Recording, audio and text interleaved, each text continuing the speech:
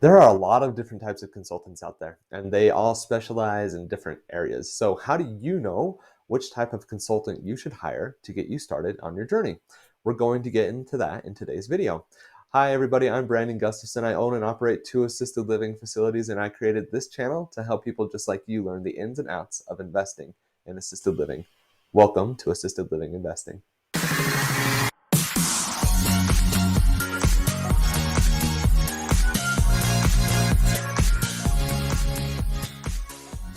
Hey everybody, welcome back to the channel. In my last video, I talked about should I hire a consultant to start my business? So go ahead and watch that and leave a comment down below if you have ever hired a consultant and what your thoughts are on hiring a consultant. I'd love to hear from you and get your feedback on what that process was like for you. In today's video, we're going to get into what type of consultant should you hire for your business. Now remember, I'm talking specifically about assisted living in this situation, and I'm talking about operating an assisted living facility. So as I go through this process, kind of take that into context of what I'm trying to say. But if you are a different business or you're trying to acquire a facility or something like that, if you're in a different industry, take this and apply it to the area that you're working in.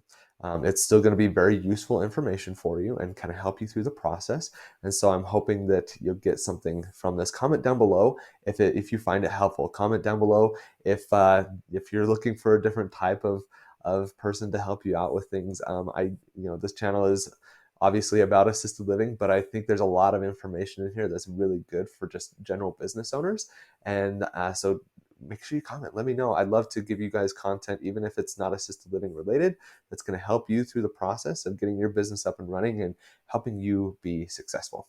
So with that said, what type of consultant should you hire? First question to ask yourself is, what are your needs and what are your objectives?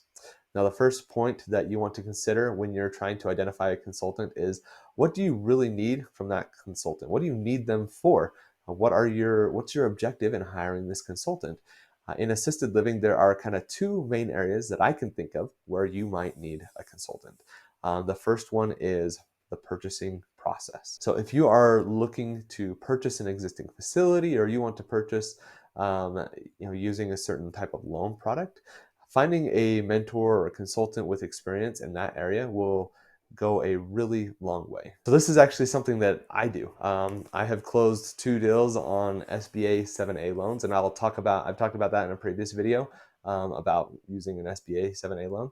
And I know the process for obtaining this type of financing, and I can coach you through that process. So go ahead and visit me on assistedlivinginvesting.net, and we could set up a time to chat and kind of go through that process and see if there's any way that I can help you through that process. And upcoming videos, I'm going to be getting into some of the more intricate parts of an SBA application and things that you're going to need. So make sure you keep an eye out for those videos. I think they're going to be really helpful for you in learning some of those pieces. You can also look and find other investors in your network that have accomplished what you are wanting to do, going and purchasing a facility or things like that. If you join, there's a ton of different Facebook groups, a ton of different little networking pods out there that you could join that are going to help you through this journey and kind of help you get to where you want and need to be in purchasing a facility. So that's the first thing that I would say.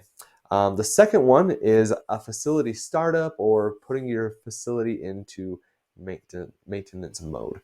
So if you are looking to start a facility up, doing a change of ownership, or just updating your policies and procedures to the most current rules and regulations, you're going to want to look for a consultant with that type of background and expertise. Hiring a qualified consultant can save you thousands of dollars, and I'm not even kidding. It can really save you thousands of dollars and can help you become more profitable more quickly. It gives you a leg up on the competition. There's a lot of really good things about hiring a consultant that is going to get you to where you need to be in operating your facility.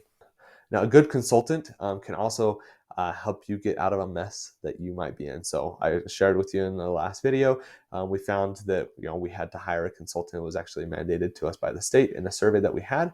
And so we are now kind of working through that process. We got ourselves in a mess. Now we're getting out of it using a consultant. And or it could be something that you've inherited through purchasing an existing facility, which, to be completely honest, is kind of what happened to us. And we just didn't have the know-how of how to fix it ourselves. And now we're, I don't know, paying the price and bringing in a consultant to help us through the process. I know I keep saying this, it's been a really good experience so far, and I'm very grateful for the opportunity to do it. So what is the right fit? So regardless of the type of consulting that you're looking for, you want to make sure that you have a person that you have a good fit with. Culturally, they match you, your style of work. They're going to be a benefit to your facility, to your company, as you get things up and running, as you are trying to change things and make a difference. Be sure that you spend enough time with this person to make sure that they are able to give you everything that you need to be successful, and also that you can work with them. You want to make sure that you know what you're getting into. What's their personality like? Do they have the resources that are going to allow you to be successful? You want to find out those things. So take time. It's okay to have a lot of conversations and talk with the consultant and see how, see what they can give you, see what type of information they can provide you with to make sure it's a good fit. You want to also check out their credentials and their references to make sure that you're using somebody that can actually do what they are saying they're going to be able to do. So just take time, vet this person, make sure it's a good fit. You're going to be spending a lot of money on them. You're going to be spending a lot of time with them. You want to make sure that you're getting your money's worth and that you're spending your time wisely as well. You want to make sure that you interview them several times and that you feel comfortable with your ability to work with them, because you'll be working with them a lot, a lot during the time that you're working together.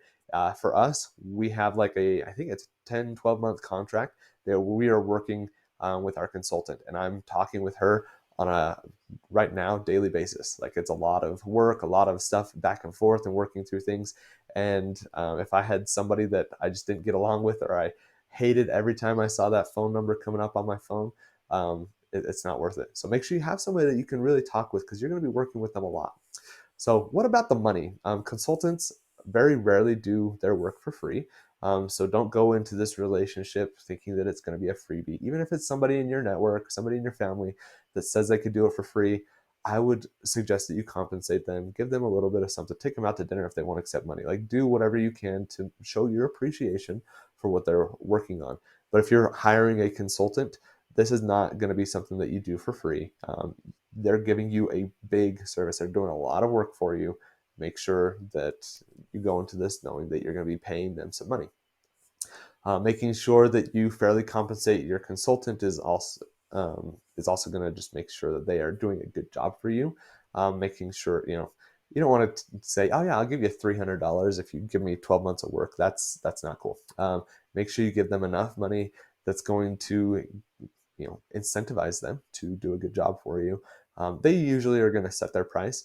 And if they're outside of your budget, then you probably need to hire a different consultant. Make sure you're being wise and prudent with your funds, but also go into this knowing that you're going to be paying this consultant, and that's okay. But in relation to that, it's true, they might cost you a few $1,000s, especially getting up and running and putting your maintenance road and maintenance mode and things like that. But just remember, they're going to save and or make you tens of thousands of dollars in the long run. It's well worth the investment to bring this person in and help you get up and running and get you into a spot where it makes sense to kind of work through things and help you out and help you be successful, help you run a successful business.